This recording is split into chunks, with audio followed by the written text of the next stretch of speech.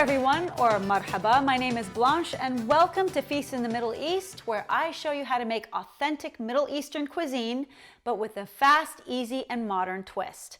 And I can't believe this time of year is back again. Thanksgiving, folks. I know that you probably have a ton of leftovers and maybe you're starting to go Christmas shopping already and you've got a million things to do.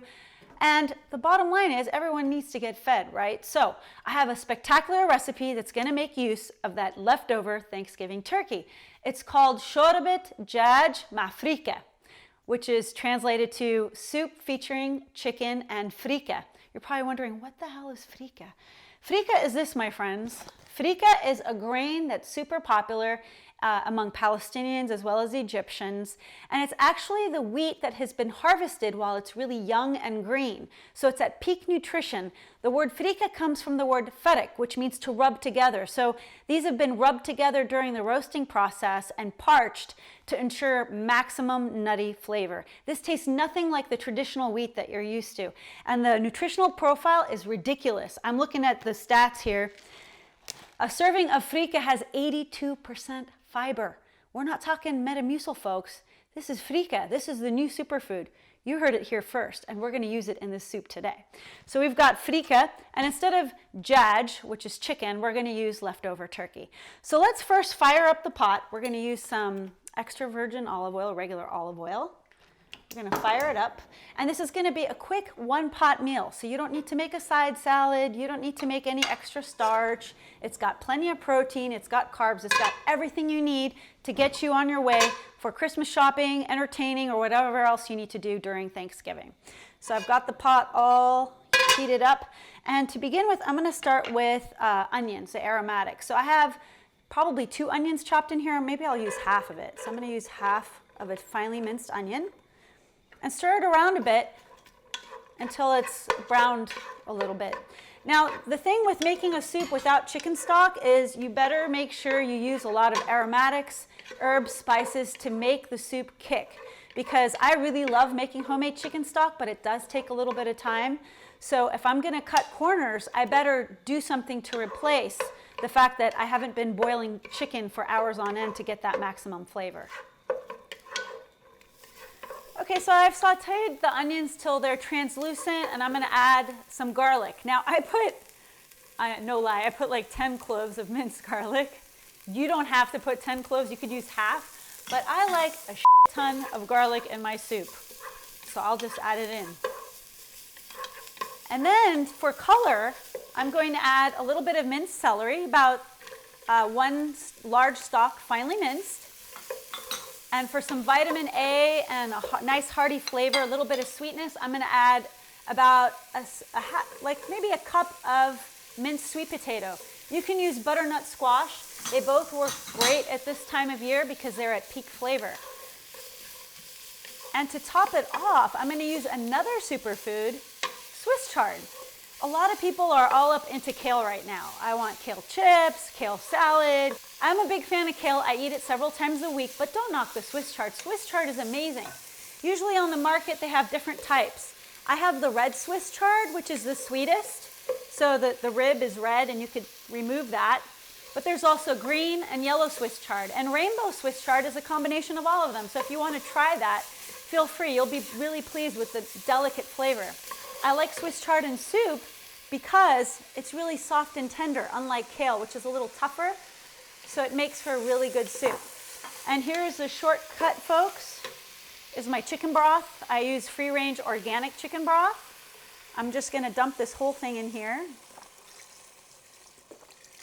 And adjust the seasoning according to taste. Now, I'm using a full sodium chicken broth. If you use a low sodium and that's good enough for you, that's fine. But always taste it to make sure you know how much salt and pepper you need. So because it's a full sodium chicken broth, I don't need to add too much salt. I'm just gonna use a little bit. And I'm gonna definitely add some pepper. So let's put some here. And I'm gonna add a couple of bay leaves. Now remember to remove the bay leaves from the soup afterwards, okay? I'm just gonna add a couple of them. And also I have a miniature little bundle of herbs. I have thyme and oregano. You don't need to use this. Traditionally, actually, in Arab cuisine, you don't see thyme and oregano very often. You see it more in Italian, but I just thought it would add some nice extra flavor since I'm using ready-made chicken stock. And remember to remove this. That's why I tied a string around it so you could remove it easily. So I'm just gonna add this all in and let this simmer for a while. I'm also going to add the freekeh. Now with freekeh, before you prepare it, you need to rinse it. So I poured freekeh in this cup and I rinsed it several times to get rid of any potential, I don't know, dust, I don't know, freekeh dust that might have accumulated during the roasting process. And then I even soaked it a bit in water so that it could actually quicken the cooking process. If you soak it, then the grains will take a shorter time to cook. So I'm gonna add the freekeh in here. Okay. And you just let this simmer for about 20 to 25 minutes. In the last 5 minutes of cooking, I'm gonna add some of my leftover turkey from Thanksgiving. Here's the deal. If you don't have freekeh in your neighborhood, I understand. Not everyone's gonna have freekeh in their neighborhood. It's not like a household staple, I realize that. But I found this new discovery, farro. Not just any farro, but quick cooking farro. Now this is really cool because it's 10-minute farro, means it only takes 10 minutes to cook. They've kind of cooked it in advance for you to make it quicker for you. So you just add it within 10 minutes, it's cooked, it's awesome. And it's also got that nice nutty texture that freekeh has. Not quite the same flavor, but it does have a similar texture and I love it just as much. But the cooking time will be even faster. So for those of you rushing around, you can use freekeh or you can use farro, both excellent.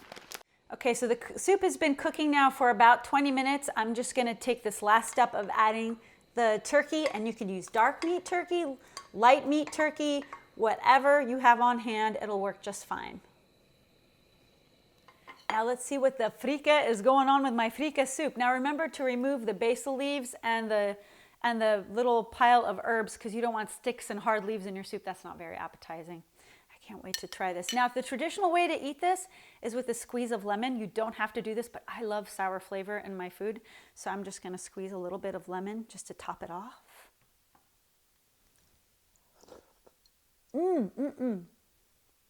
You have the nuttiness of the freekeh.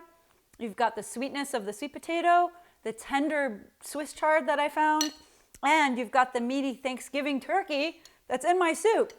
Now, if you don't have Thanksgiving turkey, you could use rotisserie chicken, does a great substitute, or any kind of meat that you prefer. Thank you for joining me this Thanksgiving on Feast in the Middle East. For more recipes, go to feastinthemiddleeast.com. You can look me up on Facebook. Just look up Blanche's Feast in the Middle East, and I'm constantly updating that page with recipe information and mouth-watering photos. I appreciate every single like and comment you guys have given me, so thank you from the bottom of my heart, because that is what keeps me going. Until next time, Sahtin.